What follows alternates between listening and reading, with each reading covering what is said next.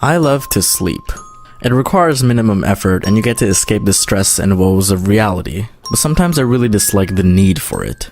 Sometimes I just want to be up for 48 hours straight without having my soul leave my body in order to search for a more responsible vessel. We only have a limited time on this planet, and since I can't clone myself yet to maximize my activity output, I'd at least want to maximize the time I spend being conscious.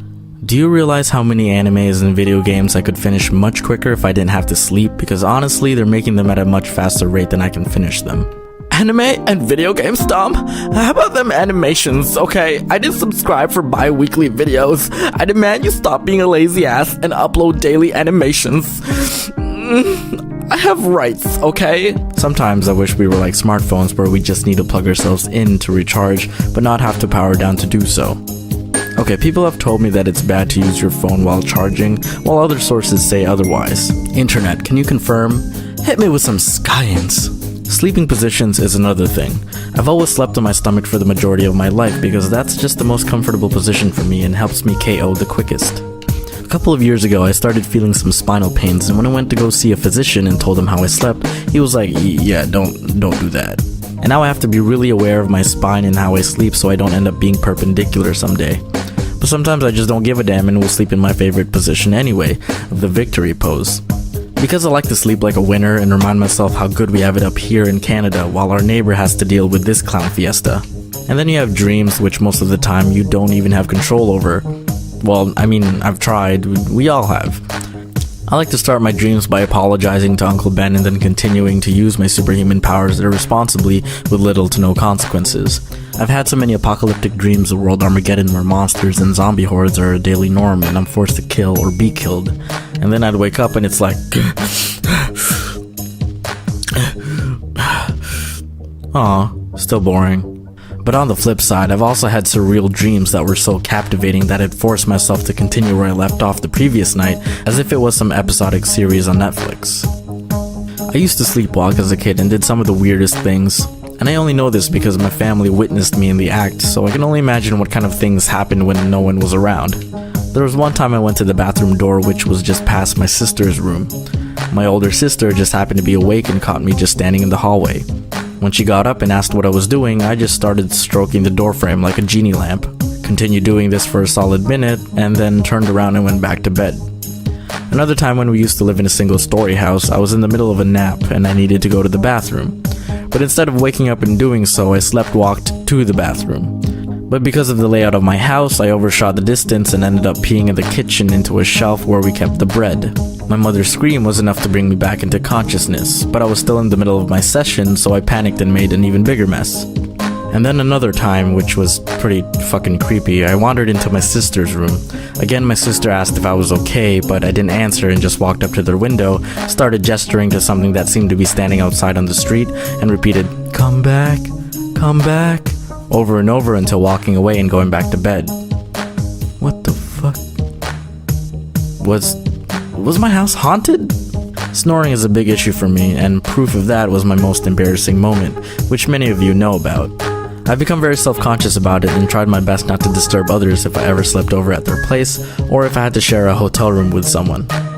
If there aren't any form of acoustic barriers between us, I'd sometimes wait and make sure everyone is asleep first before I went to sleep, or else a nasal concert would await them and continue to keep them awake for the duration of the night.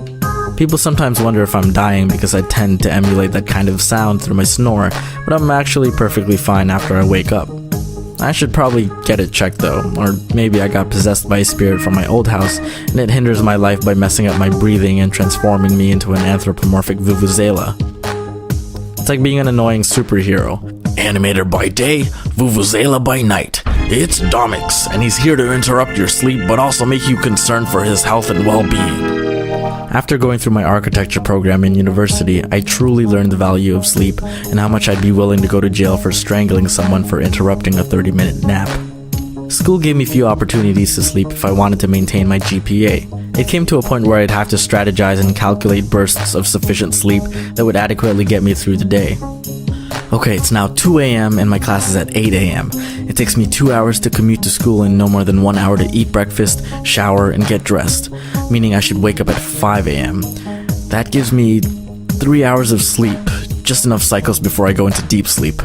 I should be good. Wait, what's that sound?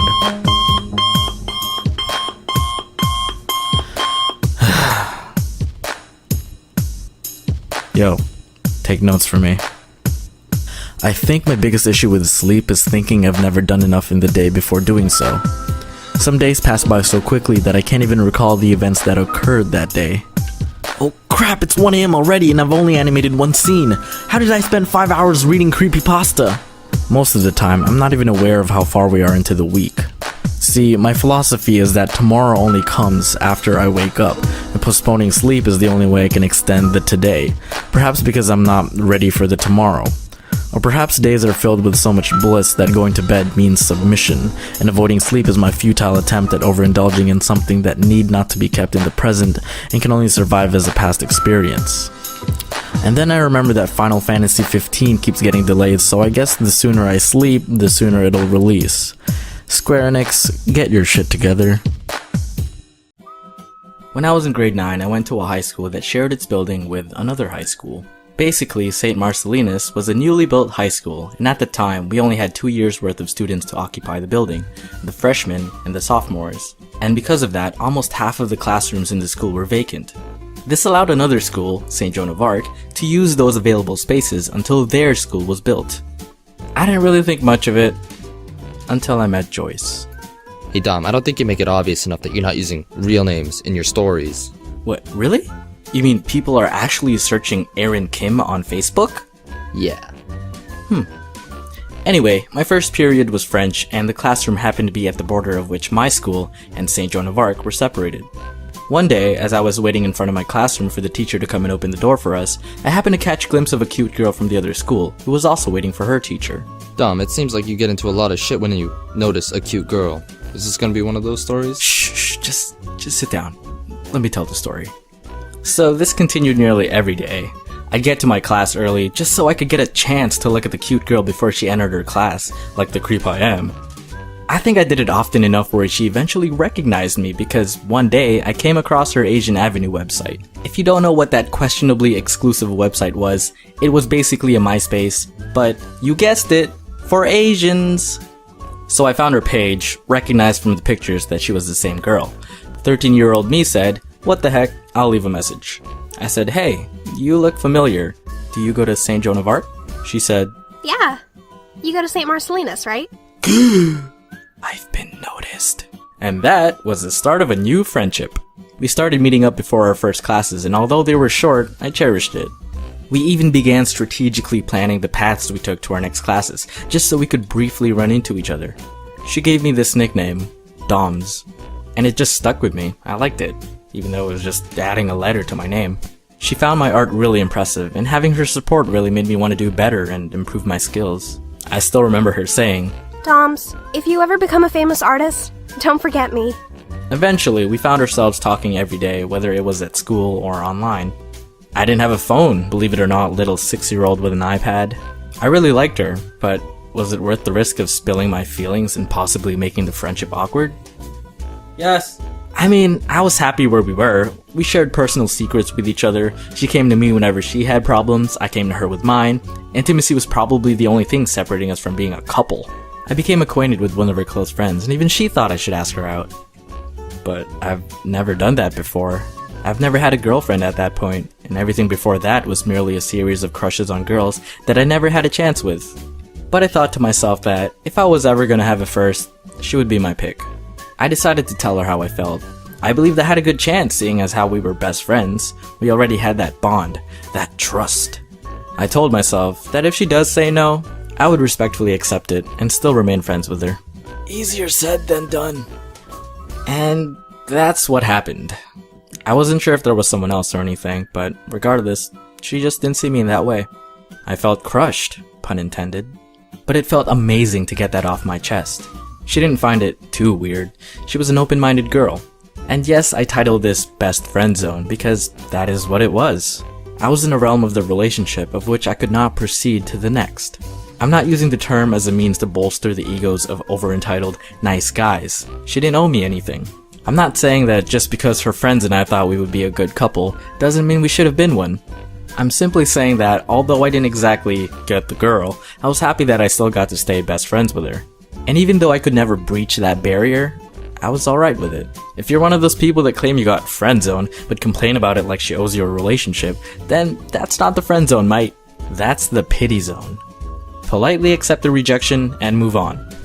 Anyway, I obviously didn't get over her right away. I accepted her answer, but my feelings still lingered along with questions of why I was inadequate as a boyfriend. But I guess that's the mistake most people make when facing rejection. They just invest so much into one person that they get tunnel vision, and when they get rejected by them, they can't fathom the possibility that maybe they're adequate for someone else. I came to realize that, and soon enough, Joyce and I were back to our usual friendship. She became interested in other guys, I became interested in other girls, but we were there for each other. In a way, it was probably for the best that we didn't end up together, because at the end of my sophomore year, I came to her with some news. My dad got a job in Virginia. I'm moving. No. Dom, you come back here and you continue this right now. Okay. Jeez. Can't appreciate a cliffhanger. I'm moving. And this definitely wouldn't be the last time I hurt someone by leaving them. We've been best friends for 2 years, and it wasn't easy for us to say goodbye. I had no idea how long I'd be in Virginia. I couldn't promise her I'd be back, but I definitely visited from time to time. We still kept in touch online, but she wanted to keep her updates special, so she preferred to write letters. However, while we had all these methods of communicating, we were in 2 different worlds, 2 different environments. I made new friends, and when her school finally moved to their new building, she found new ones as well. We started talking less, eventually drifted apart. Not as total strangers, we would still be what you consider friends, but not like before. And that happens. We can't always find someone or something to blame for it. As long as you enjoy the experience, then it was definitely worthwhile. And even if you didn't, it would at least make a good story.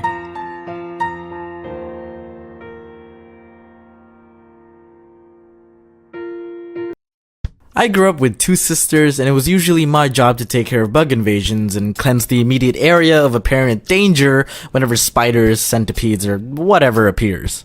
I'd be in my room and suddenly hear a scream, "Ah!" and a cry for my help. I get there and I'd be like, What is it? I'm fighting Sephiroth right now and Donald keeps dying. This better be important. Kill it! Oh my god, kill it! But it's not hurting anyone. Kill it! But it's on the ceiling. Kill it! But I don't care, just kill it! Now, I neither like nor dislike bugs. I don't have a phobia of them, but I don't welcome them with open arms when they enter the same room that I'm occupying.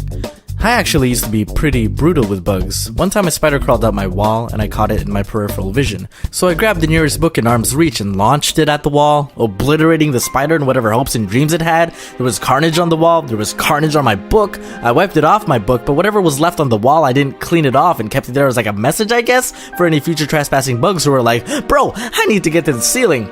Are you crazy, man? While he's around? Did you see what he did to Will? Yeah, you right. It's probably been like 8 years since I killed Will, but his bloodstains are still on that wall. When I used to live in Virginia, my family and I lived on the first floor of this townhouse complex. One day, I noticed an ant colony found its way into my room, and I realized that they had found a piece of cookie that fell in the gap of my table and the wall. I tell my dad and he's like, "Here's some bug spray, good luck." And that can of bug spray was pretty much full when I got it, but by the time I was done, it was probably more than half empty. I spray those ants as much as I put cheese on my pasta, okay? If I even see a square millimeter of pasta, I don't got enough cheese. Give me the cheese, boss. If I saw an ant, that ant gotta be drowned in bug spray. So after the massacre that took place in my room, I stood on the battlefield among all the carcasses and indulged in my victory. Went to bed, and the next morning I found myself very ill due to the lingering toxins of the excessive bug spray that I used. I inhaled that shit all night. Truly ironic. Good game, ants. Good game. I played myself. 16-year-old Dom, you played yourself. But I've mellowed out a bit now with bugs, I think. I actually have this unwritten policy with them if they ever enter my line of sight. Basically, if I catch you on the premises, you get a warning. I let you proceed with whatever business led you to getting caught by the lethal human who occupies this space, but if I see you again, you're dead. I mean, it might be a bit unfair since I don't exactly communicate this agreement to them, but I'm sorry, if you're just passing by, then that's cool, but if I know you're lingering around, then you gotta die. I can't have you crawling in my mouth while I'm sleeping. Nope, can't let that happen. Sorry, I'ma have to end you. And I don't go all Starship Troopers on them anymore. I keep it a little more civil now and give them the Charmin treatment, followed by the trash can treatment. But if it's lucky enough to be caught on the first floor by a door or window, then I'll probably set it free. I do have some exceptions for first sightings though. If you're coming for my food, you're dead. If you're crawling on me, somewhere on my body, you're dead. If you're on my bed, you did. If you're 5 cubic centimeters or larger in volume, then my bad. Take the house, I don't want it no more, I'm setting it on fire. I say all this, but honestly, the bugs I encounter don't even come close to the kind of demons people in other countries have to deal with. Australia, for example? Like, what even? How even? Why? Are you guys okay over there? And it's not even just bugs. I wouldn't be surprised if you're from Australia and you're halfway into a snake right now while you're watching this. And if you are, well shit, you loyal. I appreciate that. Oh boy, guess what's back again? School time! Well, for you guys anyway. I've been done with that for years now. Oh man, I'm old. Cheating. To act dishonestly or unfairly in order to gain an advantage, especially in a game or examination. Come on guys. I've cheated. You've cheated.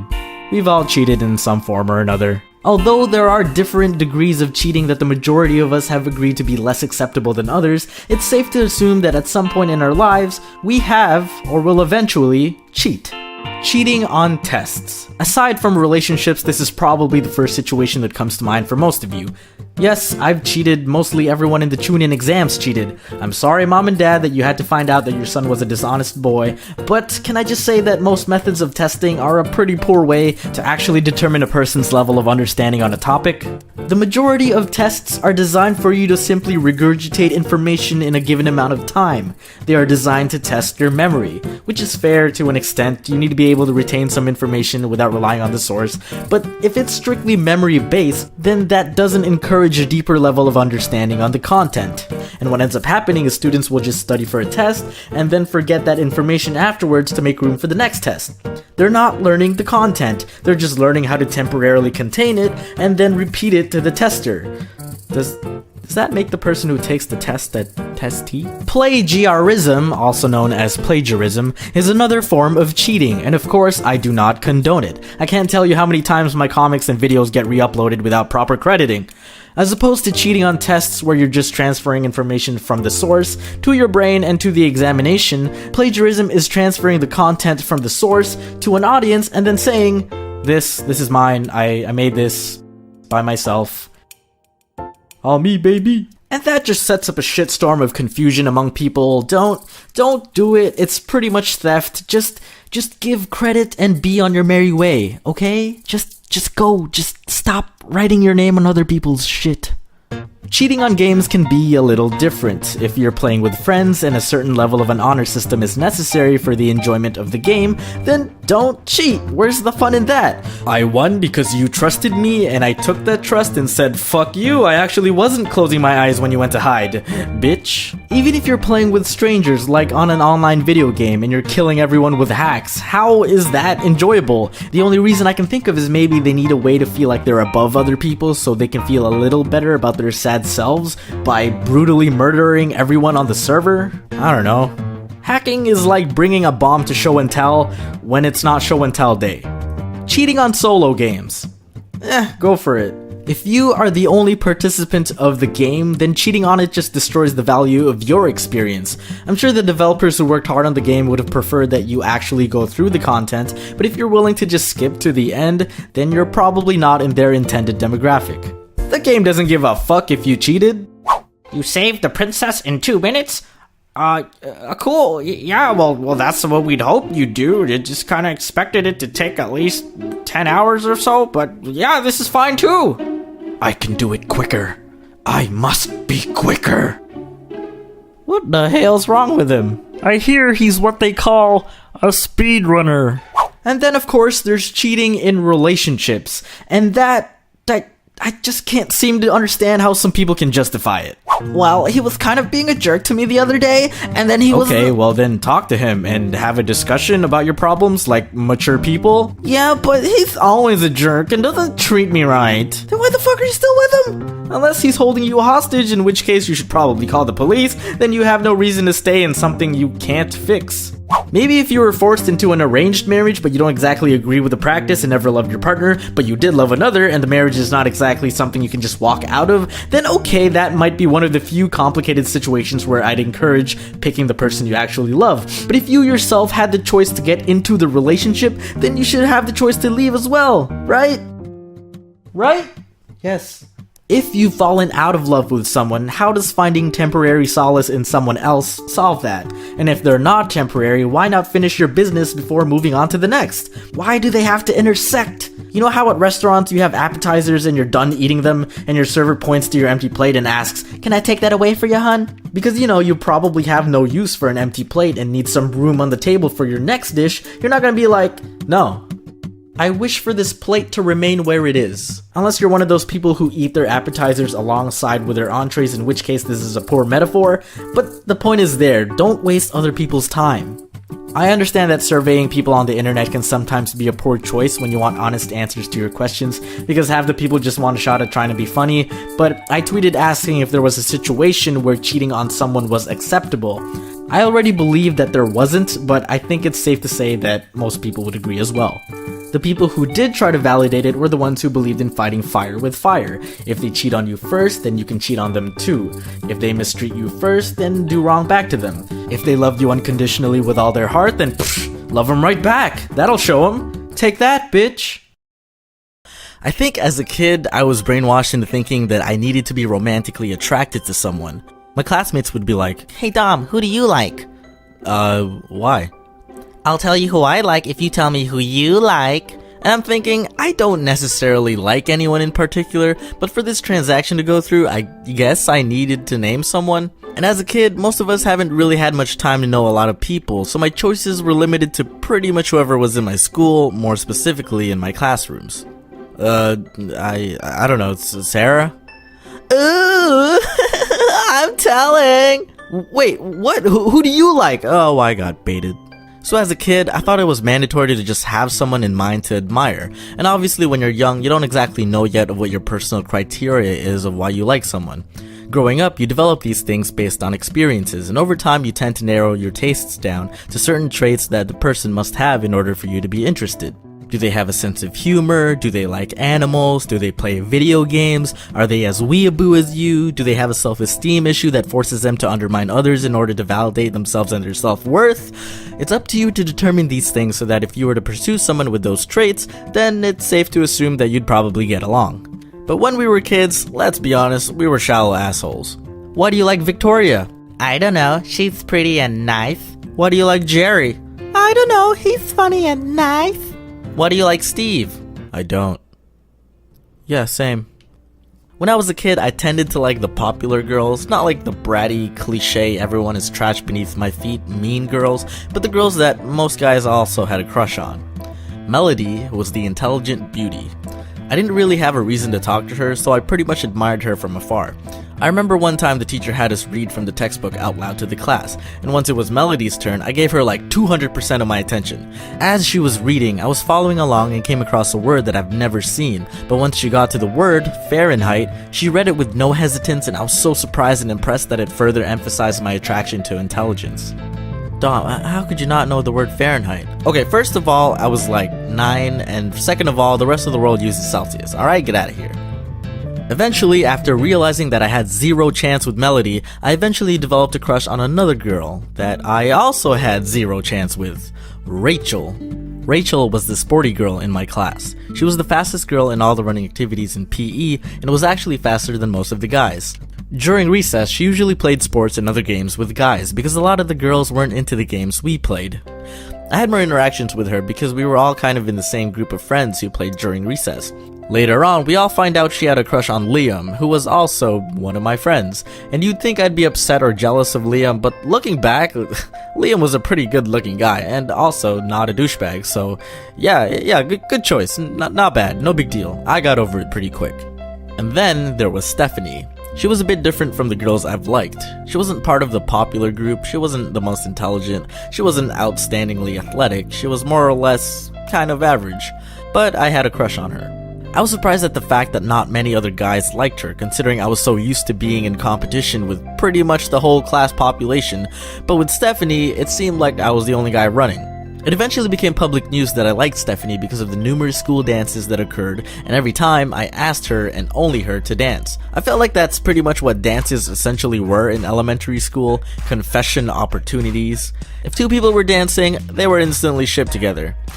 Albert and Kaylin are dancing! Ooh! Ryan and Zoe are dancing! Ooh! Steve is still alone! Ooh! Hey man, I feel like you're using the video to project your inner hate on a personal matter. Why are you hating on Steve so much? What the heck? Really? Man, f*** you, Steve. Anyway, I'm pretty sure Stephanie knew I liked her. I don't remember properly confessing it because I was a little bitch at the time and I didn't really have the confidence. At the time? Ha! I set myself up for that. But despite knowing, nothing really progressed between us, and for good reason too. We didn't really have that much in common, nor had any familiar things to talk about. At the beginning of grade 6, I had to move to a new school and left behind a lot of close friends. Near the end of the school year, I decided to visit my old school again and see my friends and teachers. By that time, I went through puberty, and although I didn't get a major growth spurt, I did develop this sexy voice that you hear today, haha. Although school was still happening, it was the end of the year, so not many activities were happening in class. I spent the day at the school, and when it came time for recess, I decided to look for Stephanie, whom I didn't see in the class I stayed in because she was in a different homeroom. My friends were egging me on to talk to her and make some moves, and I was actually feeling more confident to do so. Moving to the new school helped me build some interpersonal skills, so I was like, yeah, I'll talk to Stephanie, let's go! And I don't know what happened with Stephanie over the months, or if it was just the heat of the moment, but she kinda flirted back with me, hoo. I can't remember exactly what we talked about, but it ended with a kiss on the cheek, a phone number in my hand, and a crowd of classmates cheering as if we just got engaged. Oh shit! And I repeat, I don't know what happened with her or why things went so smoothly that day, but when I got home that night, I decided to call her. TLDR, she blew me off. Even though we went to different schools, which was honestly just like a 15-minute drive away, she said she didn't feel comfortable pursuing anything with me. It didn't even really sound like she wanted to stay friends either by how the conversation went. So why even give me your number? I had a hunch that maybe her friends had just told her to play along or something. I don't know. I was pretty confused, but not exactly disappointed. I was always crushing on girls out of my league, so rejection wasn't really anything new to me. The real problem though was when girls didn't reject me, and I got into relationships that neither I nor they were probably ready for. And thus a shitstorm saga of breakups began. Woo! You suck, Steve. Let me tell you guys about Alvin, and for my personal friends watching this, you know exactly who I'm talking about. So Alvin was my best friend back in grade 6. I recently moved to a new school like 2 months into the year, and coincidentally, this other kid, Alvin, also moved in around the same time I did. We got put into the same classroom, but I guess no one told them, because there weren't enough desks to accommodate the 2 new students. So for their temporary solution, they made us share one desk. It was kinda awkward at first, but we became close friends pretty quick since we were both the newbies, and also since we literally sat inches apart from each other. What I wish I realized sooner at the time was that Alvin was a total douche. I mean, we shared common interests like anime, video games, and whatever, but Alvin, he had problems. He had a really sick and perverted sense of humor for his age, he had this chronic thirst for stealing, and he was uncomfortably really touchy-feely without realizing it. There was one time we had to do a project and needed to work in pairs. The assignment was to build a bridge structure out of pasta. Luckily for me, I didn't have to work with Alvin on this project. Unluckily for my friend Marco, who was Alvin's partner, hot glue was involved in the construction of this bridge. So on the day of submission, we all got to class with our bridges, and I see Marco with his arm bandaged. We're all like, dude, what happened?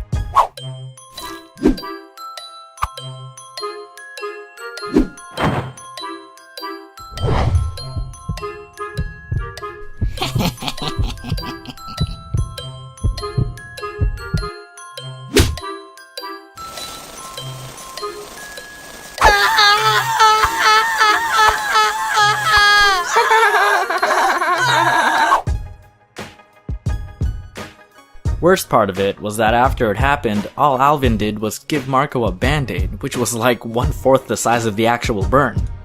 And now Marco has a scar on his arm to remind him not to be around Alvin when hot glue is in the vicinity. Alvin was a straight up thief. One time when Yu-Gi-Oh was like the biggest fad in my school, one of my friends reported to us that he lost his Blue Eyes White Dragon, and for a kid, that was like losing $1,000. A couple of days later, Alvin invited me to hang out at his house. And what do I spot on a shelf in his living room? The Bude. And I knew Alvin was not an avid Yu-Gi-Oh player, and if he was, this dragon would be safely tucked away in a deck and not casually chillin' beside a potted plant. Oh hey, you have a Blue Eyes? Oh, I've had that for a while now, he said. No you didn't. During our friendship, Alvin discovered my knack for art and saw that I drew pretty often and kept all of my drawings in a folder in my desk. He had shown repeated interest in said drawings and often asked to see them. One day in grade 7, in which we were in the same class again, some of my drawings went missing. There were really only a few suspects, but Alvin was the main one. On a later day, we had PE, and afterwards I noticed someone was missing in the change room. When the rest of us made our way back to the classroom, guess who was already there? And once I sat back down on my desk, guess what of more I was missing? I knew it was him. All of the clues pointed to him. I never found those drawings again, but every bone in my skeletal system believed it was him. I slowly stopped hanging around Alvin. He just seemed like a bad kid, let alone a bad friend. There was one time he got into an argument with another kid and coughed on his pizza like a scumbag. The kid told on him and Alvin cried like a baby. The following year in grade 8, Alvin and I, along with the majority of our friends, got separated because they built a new school nearby to accommodate the growing population in the area. Alvin stayed behind at St. Barbara because he lived across the boundary line, while my other friends and I moved to St. Veronica. We had 1 year of solace away from Alvin because the high school we were going to the following year, St. Marcellinus, brought together students from several elementary schools, 2 of which were St. Veronica and St. Barbara. Yep. When people ask me what my fears are and what I'm scared of, I know they're expecting something tangible like clowns, needles, my credit card bill, but I can't really attribute my fears to single entities. I looked through a list of phobias, and while some of them do seem scary on paper, I haven't really been directly exposed to them to know if I'd be scared. I'm only scared by proxy because I know other people are. Like dinosaurs, a T-Rex for example. I can't say exactly if I am scared of them. They are scary, portrayed by media, movies, and whatnot, but I've never been, or probably never will be, confronted by an actual T-Rex to give it a chance to scare me, so I don't know if I'm scared of them. Does that make sense? I mentioned way back in my bugs video that it was usually my job to cleanse our house of bug invasions because I'd be the only one indifferent enough to confront the bugs. And I live in Canada. We're not exactly known for our killer bugs. Sure, we have black widows, but that's like one breed. And you can easily distinguish them because they're fully black, with red marks on their abdomen and backs. There are so many types of spiders here. I can't just assume every single one is a black widow. That's racist! I'd say I just have a general fear of dying. Well, I guess more so the pain of the method that leads to death, which most of you can probably say for yourself as well. I'm not scared of clowns, I'm scared of clowns that wanna kill me. I'm not scared of spiders, I'm scared of spiders that wanna kill me. I'm not scared of heights, I'm scared of the Earth's gravitational pull that's trying to kill me at all times. Growing up, I've had a lot of my peers hospitalized for injuries, and I wonder why I myself have never been to the ER. Maybe it was my lack of participation in a lot of sports, but it might also be because I avoided doing dumb and dangerous stunts that most kids think to be impressive by their peers. You know what's impressive? Being healthy and uninjured. Damn, look at these hospital bills. They say no pain, no gain. I say no gain, no pain. What's that? No bisque? No risk. Fear is a survival instinct, which is why I think most of us can say we'd survive in a horror film.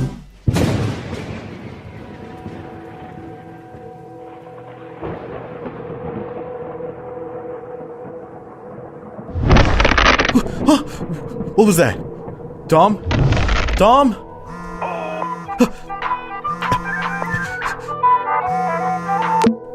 Hello? Yo, are you still in the abandoned hospital? Wait, Dom? Are you okay? Where are you? Yeah, I'm fine. I never went in. I saw something weird in the window and you said, it's nothing, don't worry about it, Dom. And I said, no, thank you. Then, who's been with me this whole time? You're making it real hard not to say I told you so. I have this technique for watching horror movies to make it seem like I'm fearless. When I think there's a scary part coming up, I shift my focus to one of the corners of the screen. My peripheral vision can still see the rest of the screen, kinda, but it's out of focus, so I can't really process enough of the image to really be scared. I mean, I can tell it's scary because of the audio and the screaming, so I can only imagine. I feel kind of bad for people with good peripheral vision. The oldest and strongest emotion of mankind is fear, and the oldest and strongest kind of fear is fear of the unknown. You right. We generally fear things that are unknown or unfamiliar to us, simply because we don't understand them and deem them dangerous. We use our five senses to experience and process the world around us, and being unable to do so can lead to fear. People are afraid of the dark because they can't see and process what's around them. They are in the unknown. And if they can't see and confirm that their surroundings are safe, they assume that there is potential danger. If I can't see that there isn't a demon about to eat me, there is probably a demon about to eat me. That's why horror movies usually aren't scary the second time or consecutive time you watch them, assuming they were scary the first time, because you're then familiar with the events and there is no longer a surprise factor. If you're bored of zombie movies by now, it's because it's gotten stale. Train to Busan doesn't need a remake. Stop remaking Asian horror films!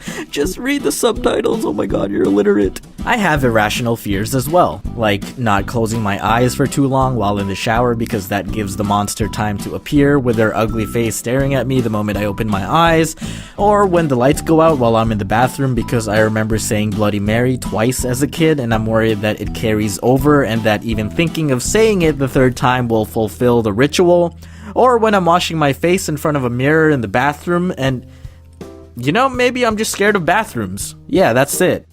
Real talk though, I have a fear of being forgotten. If you haven't watched Disney's Coco yet, spoiler alert, there's a scene with one of the characters, Chicharon, who experiences final death in the land of the dead because there is no longer anyone in the world of the living who remembers him.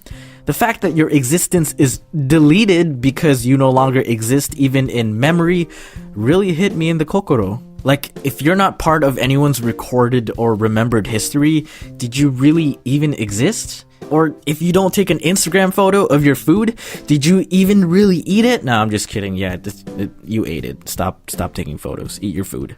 But what gives me peace of mind is the Latin phrase by Roman poet Quintus Horatius Flaccus, aka Horace, non omnis moriar, which directly translates to not everything dies, but is interpreted as my work will live, or I shall not wholly die. And as of now, believing in this seems like our only way to immortality. Do enough during the time you're here to make an impact that goes beyond your mortal lifespan. I have my beliefs and ideologies. I don't really see myself as a world changer or a strong activist for anything specific. I just enjoy putting out content for people to view.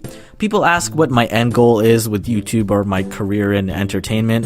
Honestly, with humble intent, I just want to be remembered. Not for greatness or anything prestigious, I just don't want to be forgotten.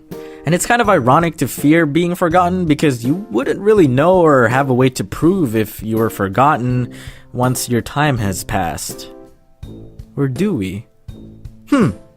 That seems like a hypothetical for another day.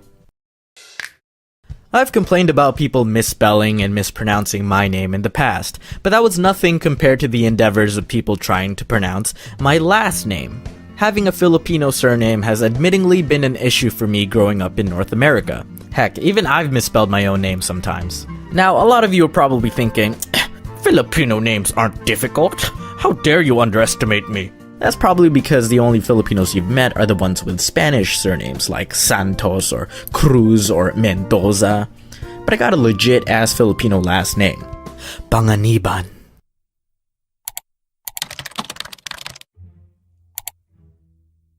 I'm not gonna accept, so don't even bother. Anyway, I wear it proudly now, but as a kid, I couldn't help but feel embarrassed that people had trouble pronouncing my last name. I was the immigrant. I didn't stop to think, man, these people are stupid because they can't read my foreign name. I just accepted that I was different. Whenever it was a new school year or we had a substitute teacher and they had to do roll call, I'd always try to cut them off once they've said my first name to save them the trouble of struggling with my last name. And I was always the only Dominic in my class, so it was an easy snipe. Alana Nicholson? Here. Brian Owen? Present. Dominic? Here. I'm here. Here, Look over here, stupid. Banana. Present. Banana. How do you pronounce that? Panganiban? Yeah, that's it. You nailed it. No, really. How do you pronounce it? Can you just start class, please? I mean, I tried my best to teach it to those who were genuinely interested, and I get that you want to be respectful, but I wasn't offended if you said it wrong, and over time I found it to be troublesome, and eventually just told them that any way was acceptable. Except that one time the judge for my speeding ticket called me Punjabob. Punjabob. Frickin' judge should have been a butcher. I envy some of you people with your low-syllable count last names. Koreans, I'm looking at you with your Kims and Parks and Lees. And others of you have surnames that work as first names, like Davis or Rose or Robert. How did that happen? And then you have us people who live with tongue twisters as last names. I mean, have you seen Thai names? Kadesa Dayurat. Narkirun Kanok. Porn? God damn! One hotly debated thing for me as a kid was how to pronounce all of my Vietnamese friends named Nguyen. And to this day, I'm still not sure if I'm saying it right. It's not Nguyen or Nguyen or Chicken McNuggets. We all know that. And it's not simply when, like some people have simplified it to be. Say when. Actually, it's pronounced Nguyen. All I know is it's gotta come from your uvula. You know, that punching bag thing at the back of your mouth? Nguyen. Apparently that's the southern Vietnamese way, and the northern way is Nguyen. But I'm not an expert, and that's my best attempt. I am sorry, my Vietnamese audience. I think my favorite last name is this. Because it's so deceiving. It's literally 2 letters and doesn't even have a frickin' vowel. How the heck do you pronounce that? It's not Nug. Most people say ing, but apparently that's wrong. I asked my friend and she said it's pronounced... Are you ready for this? Where's the M? It should be pronounced Ng. It's for when I eat that good cassava cake, you know? Yeah, that's good. You know what was always a challenge? When my friends came over and didn't know how to address my parents. Because when you're a kid, you don't call your friends' parents by their first name. It's kind of rude. You gotta say Mr. or Mrs. whatever your friend's last name is. What a beautiful home you have, Mrs. Kim. Thank you for dinner, Mr. Wilson. Don't upload that video, Mr. Paul. But for my friends, it was more like, hi, Mr. Oh, fuck. How are you? And I get it. My parents get it. My last name can be a mouthful. And so, here's a tutorial on how to pronounce my last name. Alright, first off, it's 4 syllables, okay? 4. So don't go overboard and say panananananana Batman. The common rookie mistake is to pronounce the hard G. Pan-g-and-a-ban. It's not exactly silent either, so it's not pananaban. You have to continue the ng sound like in singer and donger. Raise it. The A sound is neither long nor short. It's not pang or pang, like when people say Mario. Nuh-uh, it's Mario, okay? Mario. Ma. Pa. Pang. Panga. Ni. Ban. Like banzai. So throw in a little Filipino accent flair and you get panganiban. There, you did it.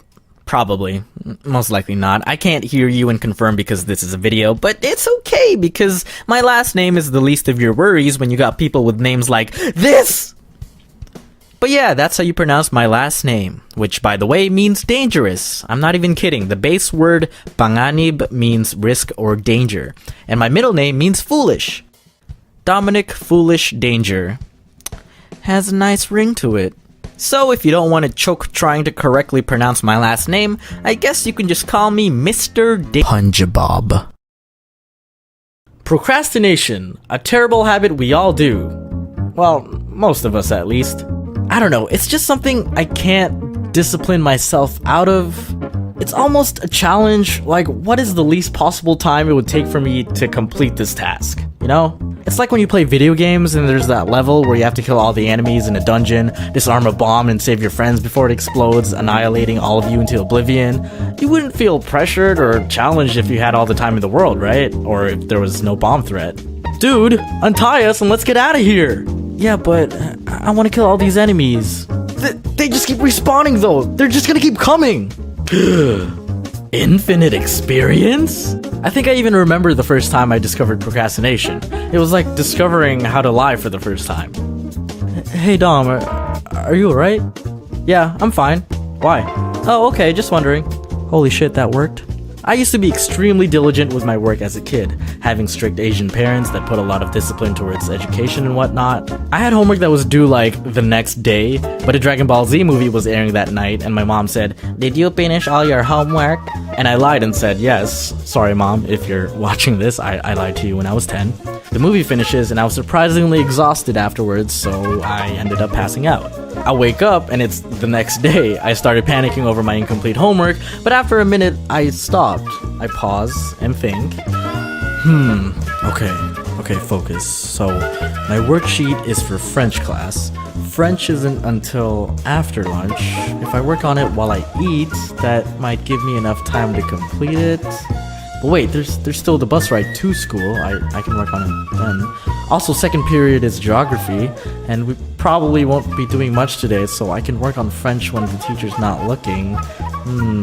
Right? Like you start going covert ops on your homework and milking any possible time you have until the deadline. And y'all remember how offended teachers get when you work on homework that's not from their class, and it's like, bitch, you ain't the only one on my plate. This is like the 17th map of Canada we've had to color this year.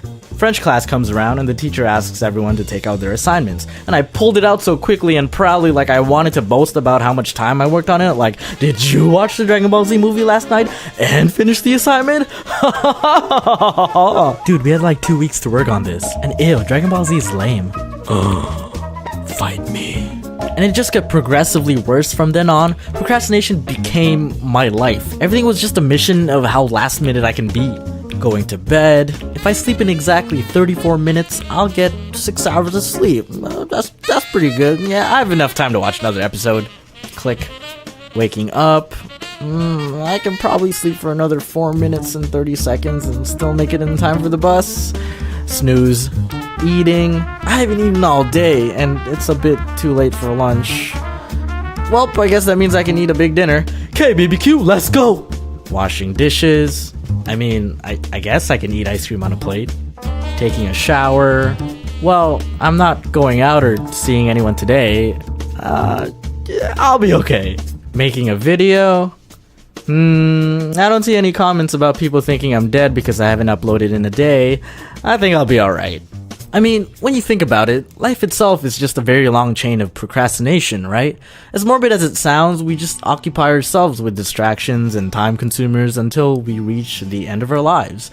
Not to say that being alive or the things we do on a day-to-day basis are pointless, but the exact opposite of that. To procrastinate doesn't necessarily mean to underachieve. It means to delay or postpone action, often something you have to do for something you want to do.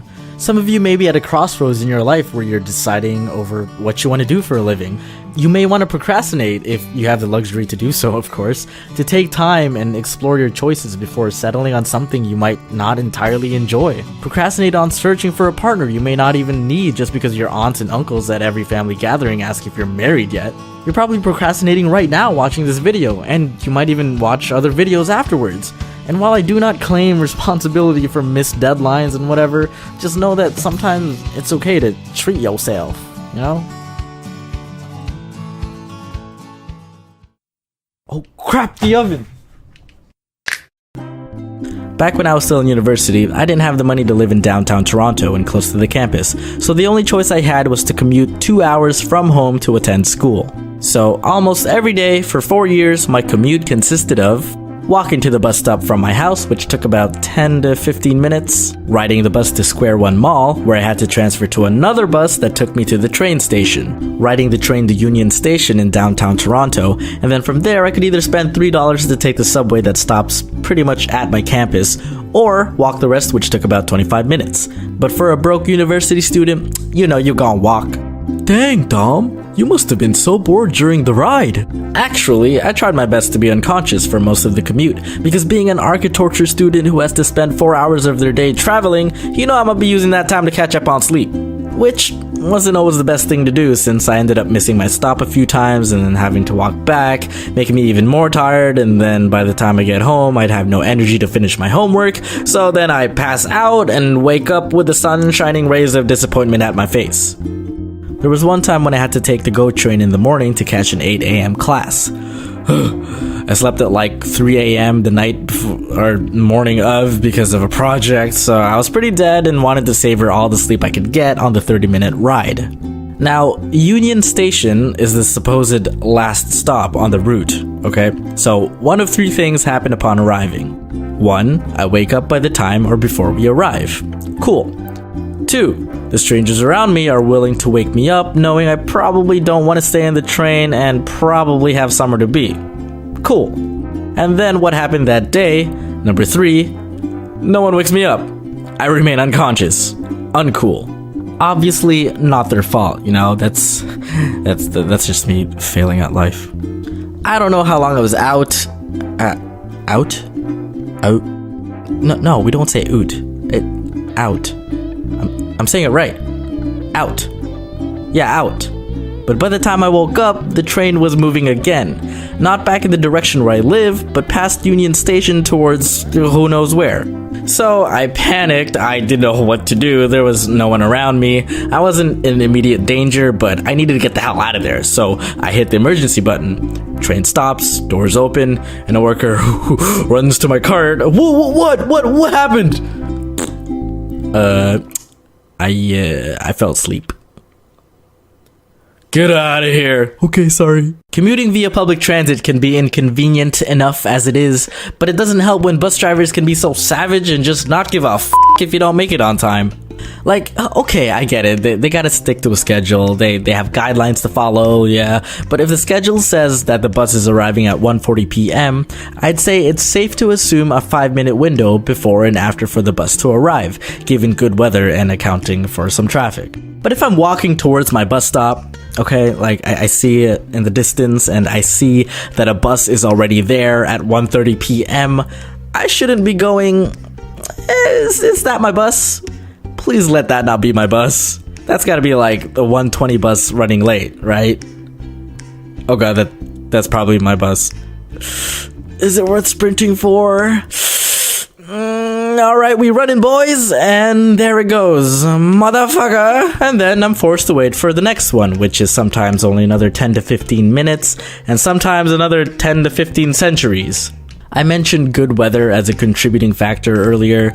I live in the Toronto area where our winters can really be problematic for the roads. One time I had to wait for the GO bus at the station because trains only run during rush hours, and that particular day was like a day or two after a blizzard. So roads were pretty bad, but I still had to get to school because you can't be a little bitch and skip class when each semester costs like $8 grand. So I'm at my stop, waiting in the shed, negative 15 degrees Celsius outside.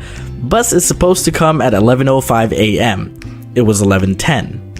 Alright, yeah, it's cool. Roads are pretty bad. I get it. 11:25. Okay. Oh, yeah, okay. Yeah, there was probably some sort of accident on the road. Yeah, but the bus should still be on its way. 11:40. Can't feel my toes. Maybe I should have worn thicker socks. 11:55. I regret my life choices. I probably should have stayed home today. 12:10. Bus still hasn't arrived. By that time, enough people have gathered and we're probably worth maybe like 4 or 5 cycles worth of people. I overheard others discussing what was wrong. Some called the helpline and reported that there were some major issues with buses breaking down and whatnot, and that they will be sending other buses ASAP but could take another 20 to 30 minutes. Alright, time to weed out the weak from the rest of the herd. Let's wait it out.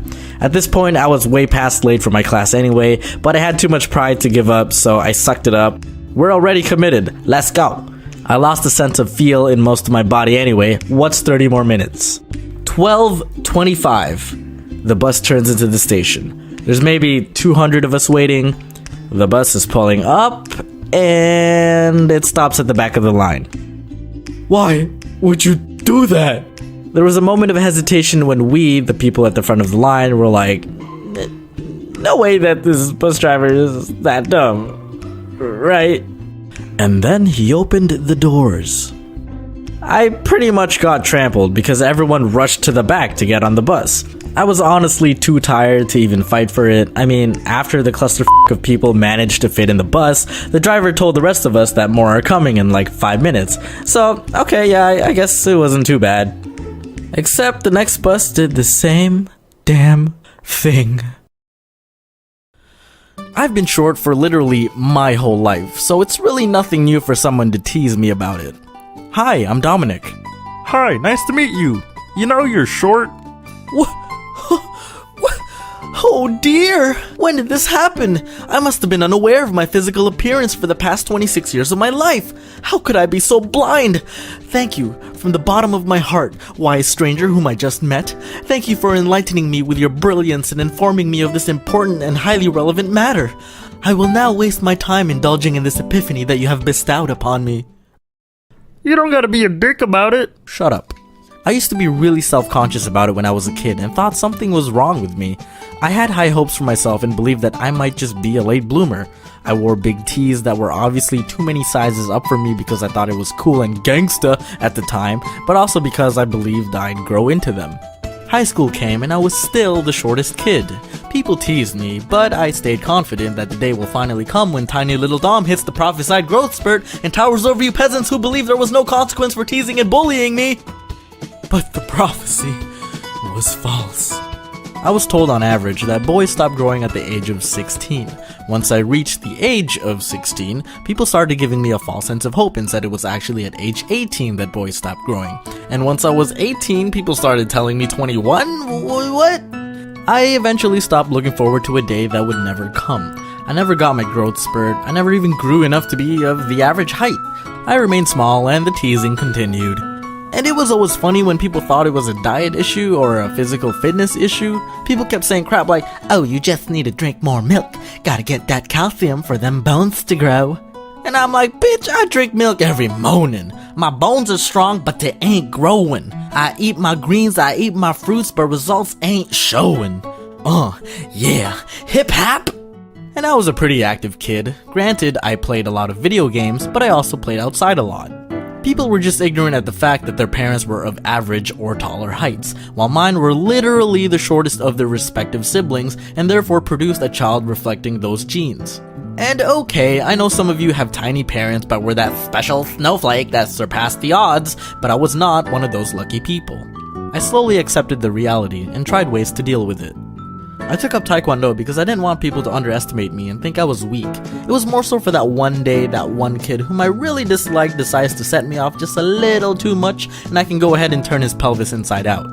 But on the other hand, I didn't want to be a violent kid, so on top of self-defense, I learned how to breakdance and just be intimidating overall. Cause you know, no one really messes with b-boys. They're like the chillest people you'll meet, but if you mess with them, oh boy, prepare to get your ass whooped in a dance battle and forever sully your name in the world of hip-hop.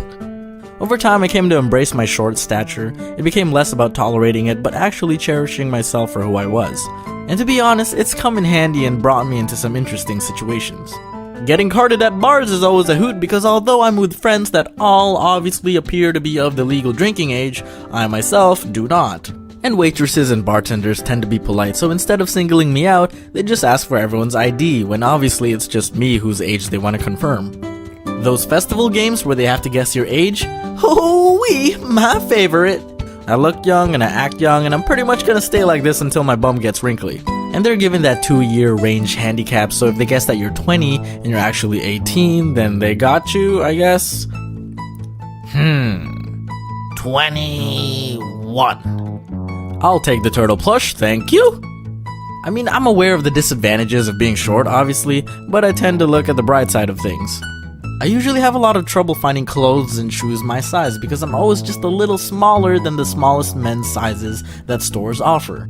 But on the bright side, I can wear women's sizes. Well, mostly unisex looking shoes. Not necessarily women's clothes, but... well, I mean, some actually fit kinda nice on me. Legroom. Man, do I feel bad for you walking lampposts who feel cramped in buses, planes, theaters, and other places with arranged seating. Environmental hazards. Have you ever just been walking around and suddenly a tree branch pimp slaps you in the face as if you owed it money? Boom. Bro, do you even limbo? When you're holding an umbrella to shelter both of us, at least you can do it at a comfortable arm elevation. You don't gotta go full Mary Poppins to keep me dry. Group photos. Guess who's always at the front? Boom. Model. Hide and seek. Pretty self-explanatory.